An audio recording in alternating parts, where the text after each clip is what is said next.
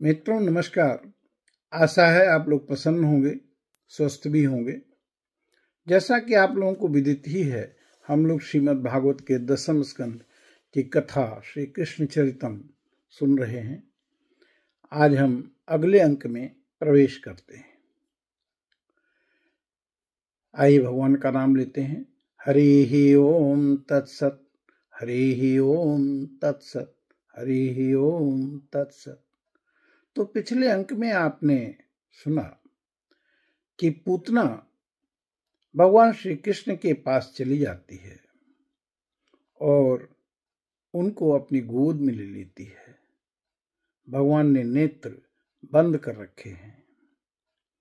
उस अंक में उनके नेत्र बंद करने के कारणों पर भी हम लोगों ने प्रकाश डाला। तो अब आइए आगे श्रवण करते हैं। पूतना का हृदय तो बड़ा कुटिल था, किंतु ऊपर से वह बहुत सुंदर मधुर व्यवहार कर रही थी। देखने में वह एक भद्र महिला के समान जान पड़ती थी। इसलिए रोहिणी और यशोदा जी ने उसे घर के भीतर आई देखकर भी उसकी सौंदर्य प्रभा से हत प्रतिभूषी होकर कोई रोक टोक नहीं की। चुपचाप खड़ी खड़ी देखती रही। इधर भयानक राक्षसी पूतना ने बालक श्री कृष्ण को अपने गोद में लेकर उनके मुंह में अपना स्तन दे दिया, जिसमें बड़ा भयंकर कालकूट विष लगा हुआ था और किसी प्रकार भी पच न सकने वाला था। भगवान ने उस विष को भोलेनाथ जी को मन ही मन अर्पण कर दिया और दोनों हाथों से उसके स्तनों को जोर से दबाकर उसके प्राणों के साथ ही उसका दूध पीने लगे। सा मुंच मुंचालमित प्रभाषिणी निष्पेड्यमानाखिल जीव मर्मणि विवृत्य नेत्रे चरणौ भुजौ मुहुः प्रस्विन्न गात्राक्षिपतिरुरोध। अब तो पूतना के प्राणों के आश्रयभूत सभी मर्म स्थान फटने लगे। वह पुकारने लगी, अरे छोड़ दो, छोड़ दो, अब बस कर। वह बार बार अपने हाथ और पैर पटक पटक कर रोने लगी। उसके नेत्र उलट गए और उसका सारा शरीर पसीने से लथपथ हो गया। परमात्मा किसी को जल्दी पकड़ते नहीं, और एक बार पकड़ लिया तो मुक्त करके ही छोड़ते हैं। भगवान ने दूध के साथ उसके प्राण भी हर लिए और वह चिल्लाती हुई पूतना दौड़ती हुई गोष्ठ में आकर गिर पड़ी, मृत हो गई। पर अंत समय में बालक कृष्ण का ही ध्यान था, अतः वह पापनी भी मुक्त हो गई।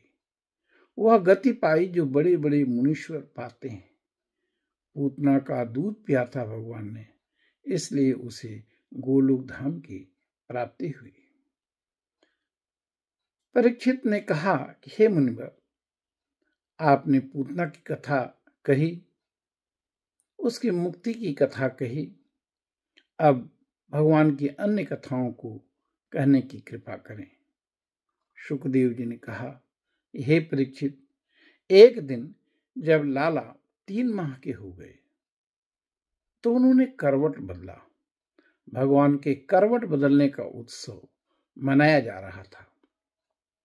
नंद रानी यशोदा जी ने ब्राह्मणों को खूब पूजन सम्मान किया।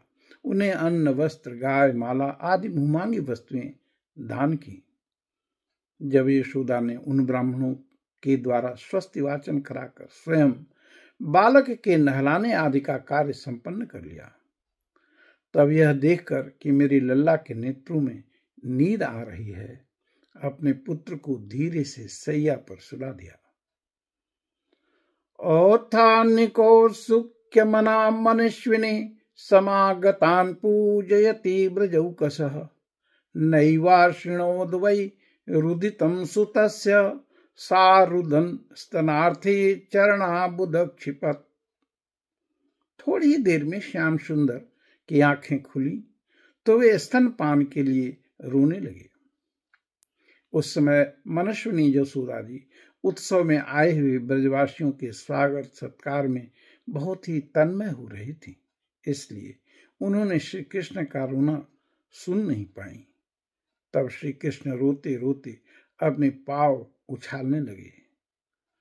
सुखदेव जी कहते हैं, अधः शयानश्च शिशोरनोल्पक प्रवाल मृदंग गृहीतम व्यवर्तत विध्वस्तनाना रसकूप्य भाजनम व्यस्तश्चक्राक्ष विभिन्न कुवरम।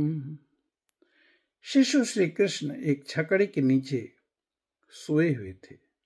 उनके पांव अभी लाल लाल कोपलों के समान बड़े ही कोमल और नन्हे नन्हे थे, परंतु वह नन्हा सा पांव लगते ही वह विशाल छकड़ा उलट गया।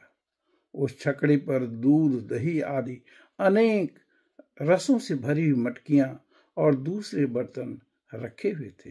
वे सब के सब फूट फाट गए और छकड़े के पहिए तथा धुरे अस्त व्यस्त हो गए। उसका जुआ भी फट गया। उत्सव में जितनी भी स्त्रियां आई हुई थीं, वे सब यशोदा, रोहिणी, नंद बाबा और गोपगण इस विचित्र घटना को देखकर व्याकुल हो गए। वे आपस में कहने लगे, अरे यह क्या हो गया? यह छकड़ा अपने आप कैसे उलट गया? वे इसका कोई कारण निश्चित न कर सके। वहीं पर खेलते हुए बालकों ने, गोपों ने और गोपियों ने कहा कि इस कृष्ण ने ही रोते रोते अपने पांव की ठोकर से इसे उलट दिया। इसमें कोई संदेह नहीं, परंतु गोपों ने उन बालकों की बात मानकर उस पर विश्वास नहीं किया। ठीक ही है, वे गोप बालक के अनंत बल को नहीं जानते थे। रुदंतम सुतम आदाय यशोदा ग्रह शंकिता कृतस्व स्तयनम विप्रई सूक्तै स्तनमपाययत। यशोदा जी ने समझा यह किसी ग्रह आदि का उत्पात है। उन्होंने अपने रोते हुए लाडले लाला को गोद में उठाकर ब्राह्मणों से वेद मंत्रों के द्वारा शांति पाठ कराया और फिर वे स्तन पिलाने लगी। यह शकट कौन था? हिरण्याक्ष का पुत्र था उत्कर्ष। वह बहुत बलवान था। एक बार यात्रा करते समय उसने लोमश ऋषि के आश्रम के वृक्षों को कुचल डाला। लोमश ऋषि ने क्रोध करके श्राप दे दिया, अरे दुष्ट, जा, देह रहित हो जा।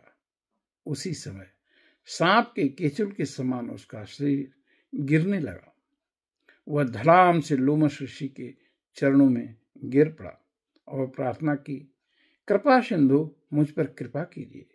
मुझे आपके प्रभाव का ज्ञान नहीं था, मेरा शरीर लौटा दीजिए। लोमश जी प्रसन्न हो गए। महात्माओं का श्राप भी बर हो जाता है। उन्होंने कहा कि वैवस्वत मनवंतर में श्री कृष्ण के चरण स्पर्श से तेरी मुक्ति हो जाएगी। वही असुर छकड़े के रूप में आकर के बैठ गया था और भगवान श्री कृष्ण के चरण स्पर्श से मुक्त हो गया। बोलो बिहारी लाल की जय।